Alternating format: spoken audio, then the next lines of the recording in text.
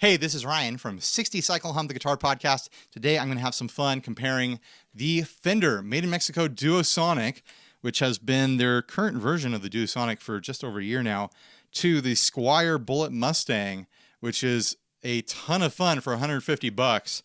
The Duo-Sonic comes in at $499 to $525 depending on where you buy it from. So let's just get into the nitty-gritty and start from the very top and work our way down. Let's talk about the tuners. I think the tuners on both of these guitars are just fine. The only reason you would need to change these tuners is if you have a personal preference for locking tuners, or you want to put, like a different look on there, like a pearl tuner, like a pearl tuning head on there. Or say if you want a tuner with a higher gear ratio to get more precise for whatever reason. Other than that, these tuners hold tune great, and they're very stable and very smooth. There's no reason to mess with them, in my opinion. Let's talk about the necks. The Duo-Sonic has a slightly glossier neck than the Squier does. The Squier has a pretty satiny neck, but that's not to say that the Fender neck is super glossy. It's also got a smooth kind of satin finish that just feels a little bit thicker and maybe a little bit more like a guitar of higher value would have, where this definitely feels like some kind of budget finish. I don't know how to describe that, but it doesn't feel premium. The wood on these two is also nice to look at. The Fender has a much nicer wood grain, in my opinion, through the neck and up into the front of the headstock. It looks like they picked a nice stock of wood for that look, where the Squier, the wood is there, but it's really not much to look at, in my opinion. The Duo-Sonic has a Palfaro fretboard.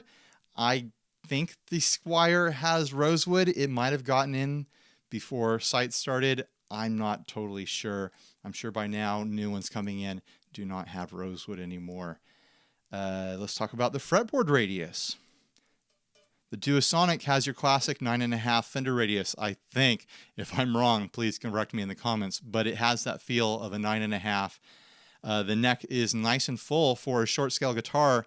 I was surprised how full it felt because I'm used to my 90s Duo-Sonic reissue, also made in Mexico, that has a toothpick neck. Like, this thing is so tiny. It's also a shorter scale than these guitars at 22.5 inches, where both these guitars are 24-inch scales. Like I said, the neck is nice and full, very classic, almost Strat sort of feel out of this guy. If you like Fender guitars, you're going to have no trouble jumping onto this neck. The Squier, on the other hand, has a flat 12-inch radius, which is going to remind you of a shreddier, like higher performance playing guitar, especially when you consider that the neck itself is actually pretty thin too.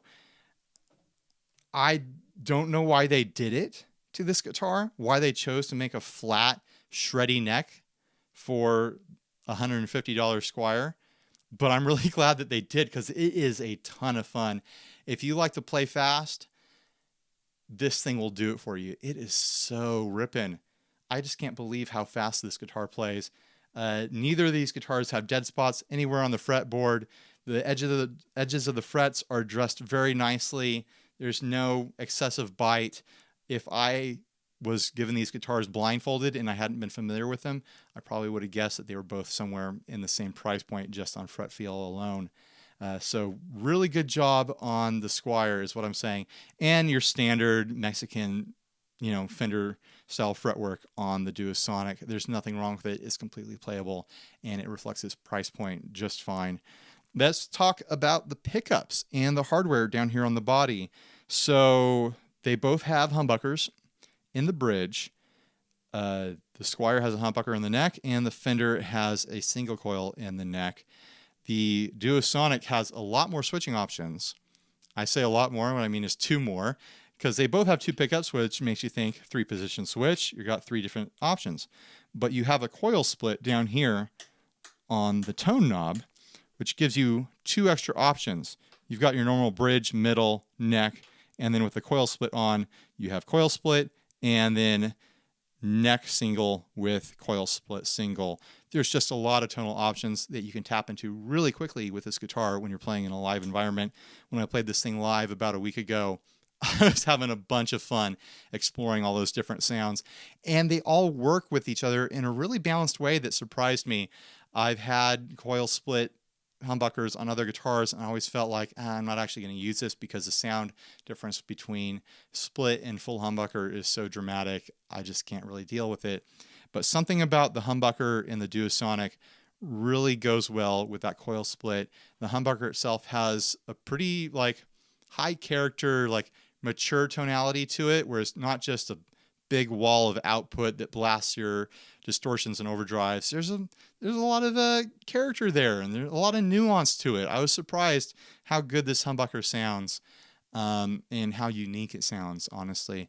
The humbuckers in the Squier, they lack the subtlety that I was talking about with this, but in my opinion, they sound really nice, and I don't feel like I need to swap them out. They have kind of a darker, higher output sort of thing going on. It would be completely appropriate for, like 90s alternative rock, like a modern rock sort of sound. It's just a big wave of output that's a little bit dark, but that translates to, kind of creamier notes that come from this thing. It's not super bright. There's not a lot of character going on. It's just a humbucker that makes sounds, and it sounds pretty decent, and it works well with overdrives and distortions and fuzzes, in my opinion. If you want to swap something in, it's all personal preference, but there's no reason why these humbuckers wouldn't work for someone who just is using this guitar to make general sounds. I have no complaint about it. Other hardware, let's talk about the bridge, because that's important. Both of these feature a 6-saddle hardtail Strat style bridge. Both of them are completely functional. They adjust in every way that you would need to. They're not doing anything that's going to compromise the tone of the guitar. The Duo-Sonic has string through, which is nice. Some people think that gets some more resonance in the guitar, more sustain, more tone. I don't know. I honestly don't have a preference. I'm just fine with guitars like this that have strings that end in the bridge, top-loading bridges. Some people prefer top-loading bridges and things like Telecasters. They think it gets them a little bit more chime and twang, I guess you'd say. So it's really personal preference. I honestly don't think I've ever noticed a difference between a guitar with string through and a guitar that's top-loading. So fight amongst yourselves about which is better. The saddles on the Fender bridge are much higher quality. They're your classic punch steel string saddles on here that everybody knows and loves. Sometimes these can get a little bit problematic. If they're not dialed in just right, you'll get buzz out of them. And then the bridge on the Squier is the same design, 6 saddles. You can adjust the intonation and action independently on each string, but this is just made out of a lot cheaper metal. Seems to be some sort of like soft, cheap pot metal that came out of forms. It's not a big deal. For $150, it works just fine. It sounds great in my opinion. It plays great. For $500, this guy also plays fantastic. The Duo-Sonic is a great guitar. So I can honestly recommend both of them. You could buy both of these guitars. There's nothing wrong with either of them. They're both around the same weight. Depending on how strong your arms are, one might feel a little heavier than the other, but I'm going to say they feel really similar in weight. The body style is very similar. The Squier has a cutaway for your arm, and it has a belly cut, which is something I think more for looks and for the sake of traditional features. It doesn't have an arm cut or a belly cut. It really comes down to your budget and your visual preference with these things.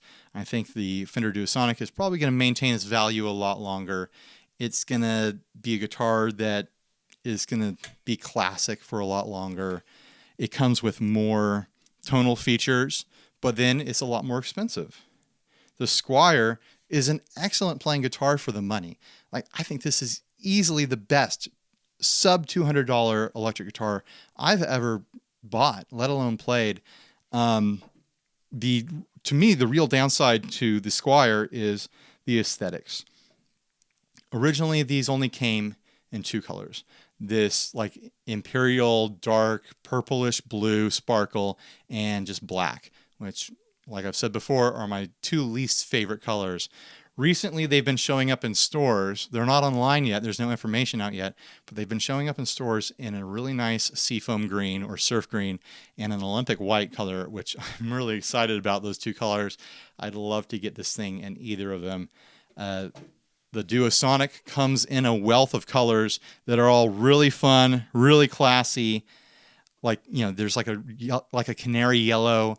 There's a bright orange color. There's the Mustang variation that comes in all its own colors.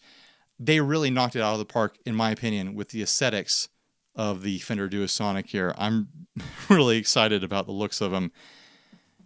I mean, it really comes down to what you want. I can't say buy one or buy the other. I think I'm honestly going to say buy them both. That's my official review when comparing these two guitars. They're both affordable, both play great, they both sound great. All right, I'm going to do some pickup sound comparisons here.